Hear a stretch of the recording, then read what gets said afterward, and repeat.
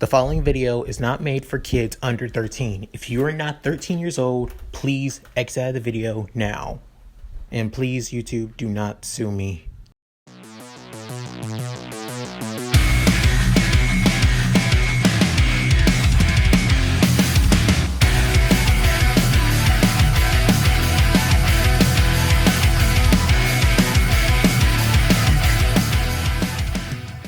Sup guys, Leomuk here, and I'm back with another What If Izuku Had Archer's Powers. This is going to be part 2. In the last part, Izuku basically manifests both swords, being Kenshiro and Bakuya, the two iconic swords for heroic spirit Emiya, or Shiro Emiya swords, main swords in the series.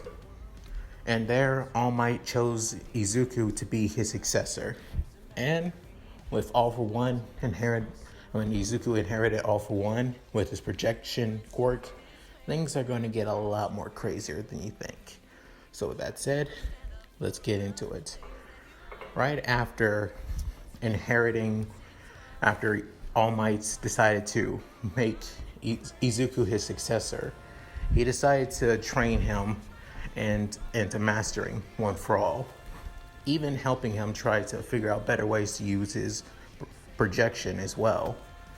So he decided, but first they wanted to focus on building muscle so he can inherit One For All.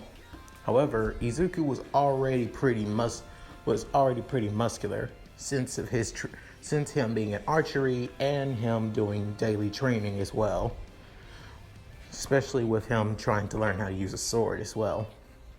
So he inherited One For All pretty quickly, but he still needed to work on his body.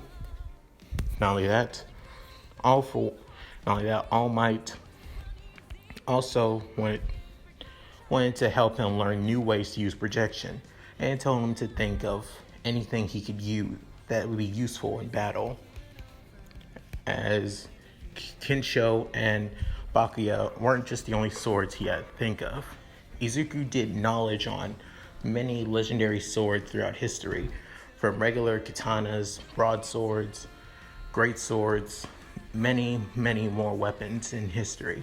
Even focused on also spears, lances, and many other weapons too, such as the legendary sword Excalibur, created by King Arthur.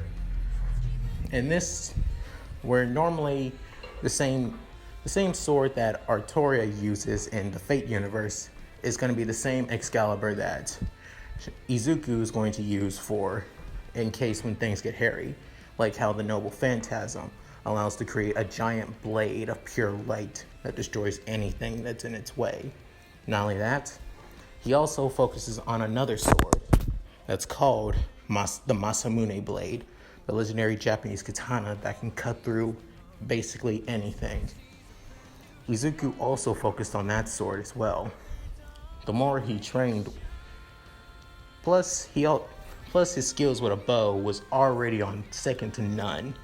To him, Izuku was on the level of a national level high schooler with a bow. So he was already pretty damn good anyway. With that said, Izuku also wanted to make a new bow for himself, because with One For All, his drawback strength was going to be way much more tougher than the bow he already has. So he created Shiro's bow, basically a custom-made bow that can handle his power, the stock power of One For All. Not only that, his projections began becoming more and more real, like becoming part of reality itself, where he can only just make things just by thinking of them or just by seeing them once. He can even manipulate his own body, feeling like he's moving faster or becoming more defendable. Even when he uses One For All and his body feels like it's taking a huge strain, he feels like he can heal himself easily just by imagining it. And that had to do with One for All increasing projection. Instead of focusing just creating things, it can even manipulate his surroundings. Just like how Unlimited Blade works, Emiya's Noble Phantasm is able to create a space, creating almost anything, creating any weapon or any in an instant. Not only that, it's the only world where Shiro is basically God. In this, Izuku still hasn't fully awakened Unlimited Blade Works yet, but he's learning how to. But he's mostly learning how to focus on using One for All. So, that said, he's already ready for the entrance exam for UA. There he runs into Bako as usual, telling him, "So you did come. Well, you better prove you're something better out there, you damn nerd. Got it, Deku?" As Izuku says, "Yeah, I promise. I'll get stronger. Just you wait, Kachan." As he basically gives him a punch on the shoulder and says, "Good luck out there." And not only that, Izuku begins falling. Just as usual, Uraka comes in and helps him out. And a little smile, Izuku begins blushing and getting a little nervous, and didn't even know what to say. There, she just goes off on her own. There, President Mike gives them the rundown as usual on all the robots from 1 point all the way to 3 points. And Ida asks about the 0 point robot as usual. There, President Mike says it's more of an obstacle than a threat at all. So there, they know. And as usual, Ida gets a little bit irritated at Izuku muttering all the time, and Izuku apologizes. There, they go to the field Gamma to prepare for the entrance exam. So, that said, as President Mike tells them to go as soon as possible without any counter, Izuku imagines his body, One for All flowing throughout it, moving as fast as he can. He a little bit nervously is activated, but he does in an instant. There, he moves almost as fast as Ida. Not too fast, but close to the same level. There, he summons his swords and destroys a couple of robots. Throughout, he destroys at least a total of 10 robots. 3 of them being 3 points, and a couple of them being 1 and 2 robots. He still needs to grow a little bit more and more, and he gains up to at least 60. He gains at least 40 points in the practical exam, in the entry exam. There, the 0 point robot shows up and plans on attacking. Izuku was about to run until he sees Uraraka in danger.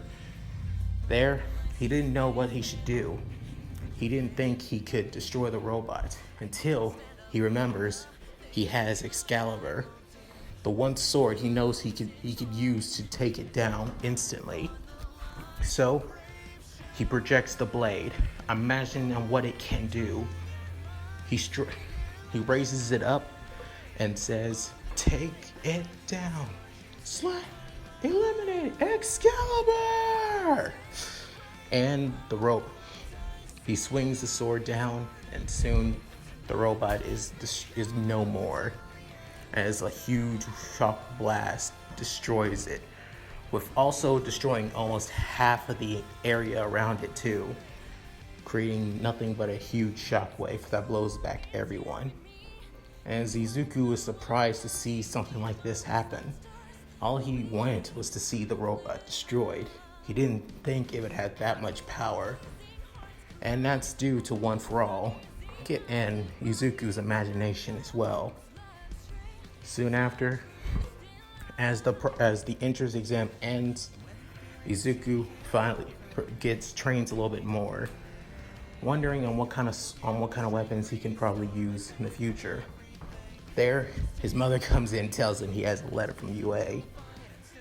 He sees All Might telling him that he got one of the top scores, at least second place in the entrance exam, under Bakugo.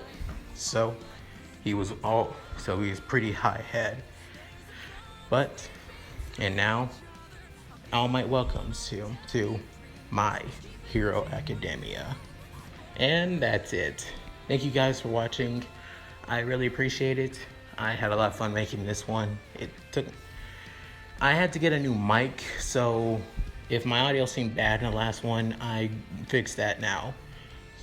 Anyways, if you want to keep up with my videos, please like and comment. If this video can get up to at least 10 likes, I'll start part 3 as soon as possible. That said, this is Leon Moki, signing out. Later.